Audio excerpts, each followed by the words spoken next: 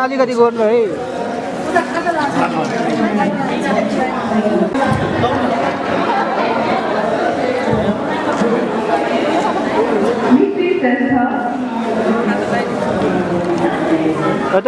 Haribahadur Shrestha, aunty Shrestha, माया श्रेष्ठ, हिरादेवी भट्ट, शिव हरि श्रेष्ठ,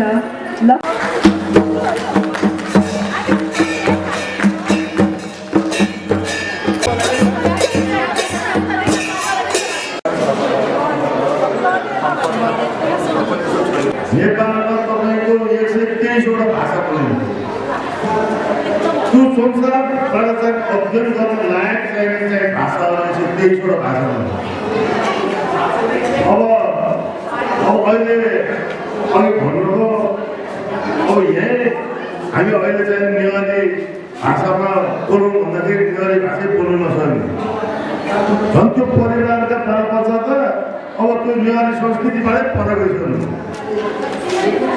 यसै गरी सम्पूर्ण भाषाभाषीको भाषा लोप भइरहेको छ। गुरुङ भाषातिर हेर्नुहोस् त्यस्तो ठुलो संस्कृति छ गुरुङको, तर उनीहरूको पछापि अब सबै चाहिँ इङ्ल्यान्ड र अमेरिका अब उतैतिर संस्कृतिमा रहने छ। अब राई लिम्बूहरूको आफ्नो आफ्नो भाषा छ, परम्परा संस्कृति छ। अब त्यसको पनि लोप भइरहेको। अब कस्तोमा पुगिसक्यो भने हिजोको चाहिँ बुढाबुढी जो पार्टी हुनुहुन्छ उहाँले मात्रै थामेर बसेको छ।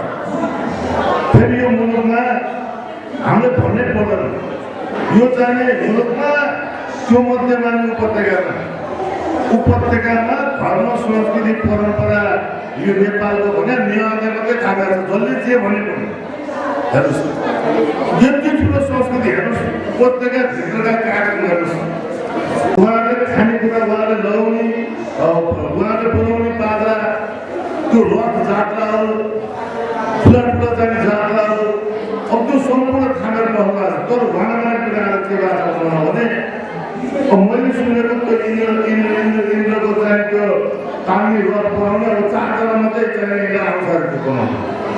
र एउटै मात्रै तपाईँको लिच्छवीकालीन सभ्यता बोकेको हाम्रो देशी गाउँ गाउँमा चाहिँ त्यो अहिले हाम्रो चाहिँ लिच्छवीकालीन नेवारी संस्कृति चाहिँ लिच्छवीकालीन संस्कृति चाहिँ त्यहाँका नेवारहरूले खानेर भन्नुभयो। तर त्यहाँ अस्ति एउटा कार्यक्रममा गएको तपाईँको त्यहाँ कस्तो पीडा रहेछ भने त्यहाँका बुढापाकाले मलाई भन्नुभयो, अब 5 वटा चाहिँ रथ जात्रा, अब त्यो वर्षमा 5 वटा चाहिँ त्यो बाजा मात्रै त्यहाँ 7 थरी गरेको 7 थरी सोमवारसम्म बाजा बजाउनु। हेर्नुहोस् धिमे बाजा छुट्टै छ, बाँसुरी मात्रै बाजा छुट्टै छ, त्यो खैरेडी बाजा भन्ने छुट्टै छ। यस्तो 7 वटा सम्बन्ध सम्पूर्ण जाने नेवारी भाषा लगायतका चाहिँ सम्पूर्ण जाने संस्कृति त्यहाँ छ। सम्पूर्ण आफ्नो जात धर्म संस्कृतिको त्यसरी त्यहाँ एक क्लासिक आँखा छ। अनिवार्य पर्ने पुस्तक लागू गरिरहेको छ नगरपालिकाले। अब हामीले सिकाएनौँ भने हाम्रो बच्चालाई तपाईँहरूले सिकाएनौँ घरमा भने त्यो स्कुल गएर सिक्दैन। पहिलो स्कुल भनेकै घर बच्चामा नै आमा पहिलो जसले दुनियाँमा केही सिक्छ भने त्यो आमासँग सिक्छ, निश्चित कुरा हो। त्यस कारणले यसलाई अब घरतिर चाहिँ फर्काउनु पऱ्यो र कसरी तपाईँहरूले चाहिँ यसलाई गर्न सक्नुहुन्छ। यसको लागि त्यो भाषा बच्चाहरूलाई त्यो आफ्नो संस्कृति भाषा गर्नका लागि महिनामा एकचोटि हुन्छ कि 3 महिनामा एकचोटि हुन्छ कि अब त्यो कार्यक्रमहरू राख्ने गर्नुहोस्। त्यो कार्यक्रम राख्नका लागि नगरपालिकाले तपाईँको चाहिँ कस्तो सहयोग गर्नुपर्छ, जस्तो कार्यक्रममा ल्याउनुहोस्, त्यो सहयोग गर्न हामी तयार छौँ। तर चाहिँ यो संस्कृति मर्यो भने, यो भाषा मर्यो भने हाम्रो सबै पहिचानै मर्छ। सूर्य उदाएको बिहानीको तपाईँहरूलाई चाहिँ प्रणाम भने त्यस्तो त्यस्तो ओडबा मुलुक, त्यस्तो त्यस्तो संस्कृति भए मुलुक बुढ्नु त्यसमा दम हो। अब सुन्नु न, यो जति कराए पनि यो हुनेवाला छैन। यसलाई घरबाट मैले भन्नु, घरबाट परिवर्तन भोलिबाट सुरु गर्नुहोस्। मेरो एउटै चाहिँ नि यसमा साथ दिनु पर्यो भन्ने कुरा राख्दै यो महत्त्वपूर्ण कार्यक्रममा मलाई बोलाउनु भयो। आयोजक साथीहरूलाई धेरै धेरै धन्यवाद दिँदै भोलि पनि तपाईँहरूसँग विभिन्न कार्यक्रममा छुट्टिने पाचा गर्दै बिदा हुन्छु। धन्यवाद, नमस्कार, सबैको धन्यवाद।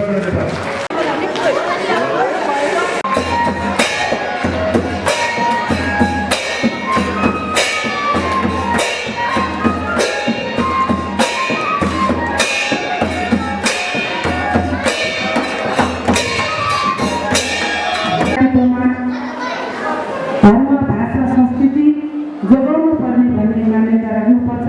किन हामी पहिला सबै धर्म, संस्कृति, भाषा सबै जोगाउन गएका थियौँ। अहिले चाहिँ हामी धेरै विदेशी सबै छोराछोरी इङ्ग्लिस मात्रै पढ्ने भए, आफ्नो भाषा नजान्ने भए। त्यसै कारणले अहिले हाम्रो कुमार दाइले नि भन्नुभयो, हाम्रो नन्दलालजीले नि भन्नुभयो, किनभने हामीले नै हाम्रो आफ्नो भाषा हाम्रो बच्चाहरूलाई सिकाउँदैनौँ। किनभने हाम्रो भाषा सिक्यो भने स्कुलमा गएर इङ्ग्लिस पढ्न गाह्रो हुन्छ भनेर तपाईँ हामीले नै हाम्रो भाषाबाट अलिकति पछाडि धकालेको हो।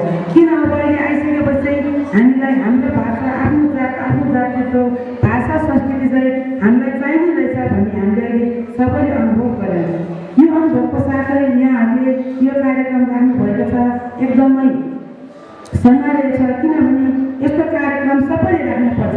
हामी सबै नेपाली हौँ, हाम्रो नेपालमा धेरै जातिको छ। जातिमा सबैले आफ्नो भाषा बिर्सिरहेकै छ। किनभने म पनि एउटा तामाङ हो, म तामाङ भए पनि मेरो घरको बच्चाहरूले तामाङ कुरा जान्दैन। किनभने हामीले सिकाउनु कोसिसै गरेन। किनभने हाम्रो तामाङ भाषा पढ्यो भने, बुझ्यो भने, जान्यो भने स्कुलमा गएर पढ्न गाह्रो हुन्छ भनेर हामीले त्यो भाषा नसिकाएका हौँ। त्यसै कारणले अहिले हामीलाई पछुतो छ। आफ्नो भाषा भनेको जान्नुपर्छ, आफ्नो संस्कृति भनेको जोगाउन गर्नुपर्छ, आफ्नो संस्कृति के हो भनेको सबैले थाहा पाउनुपर्छ भन्ने अहिले हामीले यो सबै गर्दै आउँदाखेरि बुझेका छौँ। त्यसै कारणले हामीले उहाँहरूले गर्नुभएको कार्यक्रमलाई हामी हाम्रो तर्फबाट गर्नुपर्ने सहयोगमा हामी पनि हजुरहरूलाई हातमा हात साथ मिलाएर हामीले भौतिक आर्थिक सहयोग गर्नुपर्छ। हामी नगरपालिका वडा नम्बर 8 को तर्फबाट हामीहरू हजुरहरूलाई गर्न चाहन्छौँ। त्यसै कारणले म चाहिँ एउटा नेवार गाउँमा जन्मेको, नेवार गाउँमा हुर्केको। म नेवारको संस्कृति मलाई कति गाउँमा पनि नेवारहरूलाई थाहा रहेनछ, तर मलाई त्यो नेवार संस्कृति सबै थाहा छ।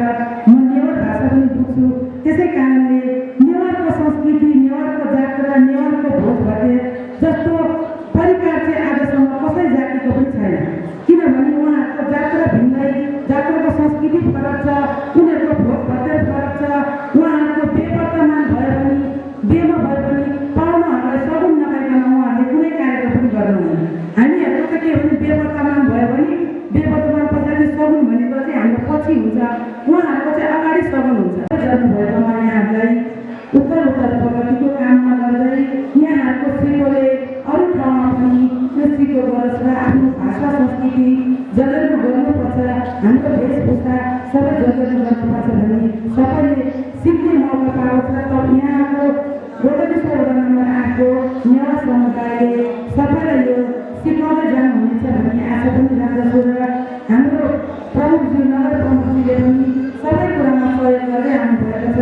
उहाँले आजसम्म कुनै कसैले भनेको भाषा, संस्कृति, जातिको केही पनि नहेरेर सहयोग गर्दै आउनुभएको छ।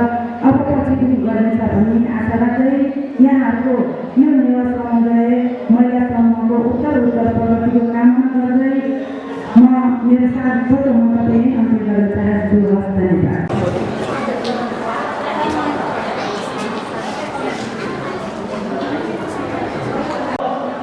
बेसीगाउँ नेवा महिला समूहले यो कार्यक्रम पहिलो उद्घाटन तथा परिचय कार्यक्रम गर्न खोजेको जस्तो मलाई लाग्छ।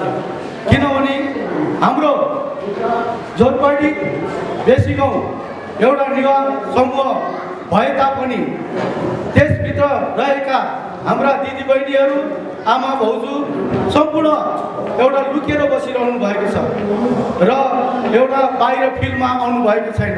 त्यसको लागि चेतना जागरणको लागि मैले चाहिँ दिदीबहिनी आफ्नो सम्पूर्णलाई के भन्न चाहन्छु भने एउटा नेवा समूह गठन गर्नुपर्छ र जुन घरमा बसिरहेको छ सम्पूर्णलाई बाहिरको के भइरहेको छ र वातावरण हाम्रो धर्म संस्कृति के हो भन्ने बारेमा बुझाउनुपर्छ र अब अगाडि बढ्नुपर्छ भनेर मैले सल्लाह दिएको थिएँ र यो नेवा महिला समूह गठन गरेको जस्तो मलाई लाग्छ।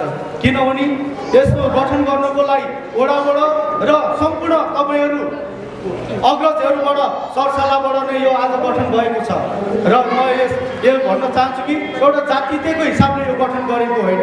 यो हामी सम्पूर्ण टोलवासी एउटा पहिलो चरणमा बेसी गाउँमा छ नेवारीहरू पनि र नेवारीहरू पनि भनेर पहिचान देखाउनुपर्छ भनेर मात्रै यो आज यो नामकरण गरेको भन्न चाहन्छु।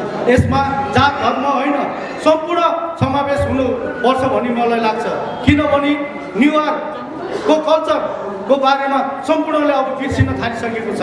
भाषा अहिले कुमार श्रेष्ठ छारी अध्यक्षज्यूले भनिसक्यो 14 लाख 15 लाखमा व्यक्तिहरूमा 3 लाख मान्छेहरूले मात्रै बोलचाल नेवार भाषा बोल्छ भनेर अहिले पहिला वक्ताले भनिसक्नु भयो। किन यसरी लोप हुँदैछ भन्ने बारेमा नै यो बेसी गाउँ नेवा महिला समूहले अब भाषामा पनि एउटा कल्चरको बारेमा पनि सम्पूर्णलाई सिकाउनुपर्छ।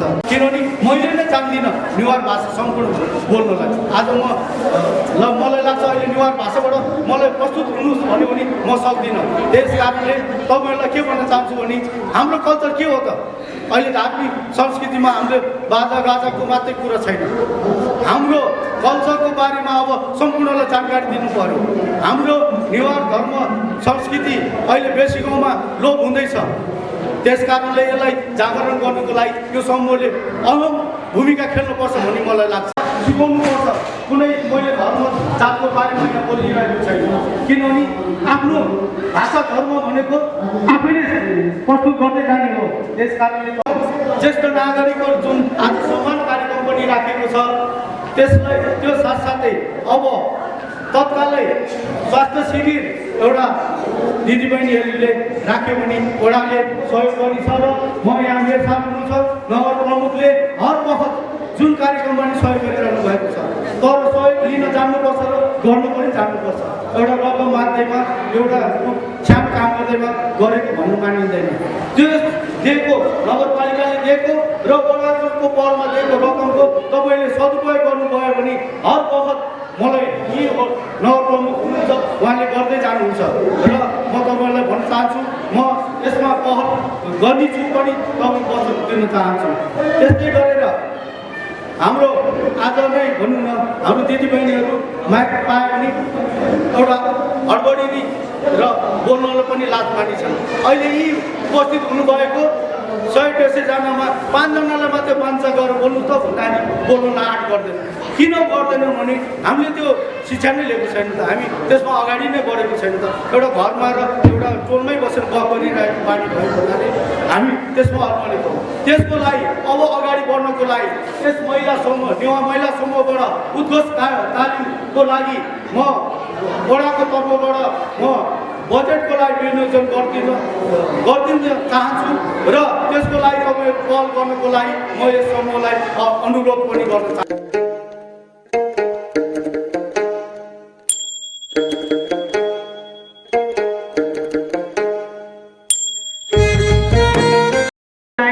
कति प्यारो छ यो भाषा, कति मिठो छ।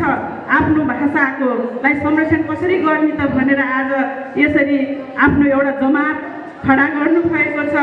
यसरी नै हामीले हाम्रो भाषा धर्म संस्कृतिलाई जोगाउनुपर्छ भन्ने सन्देश कुना कुनामा पुगोस् र अगाडि बढ्दै जाउँ भन्दै 2 शब्द राख्दै मैले यहाँहरू समक्ष बिदा हुन चाहे। धन्यवाद।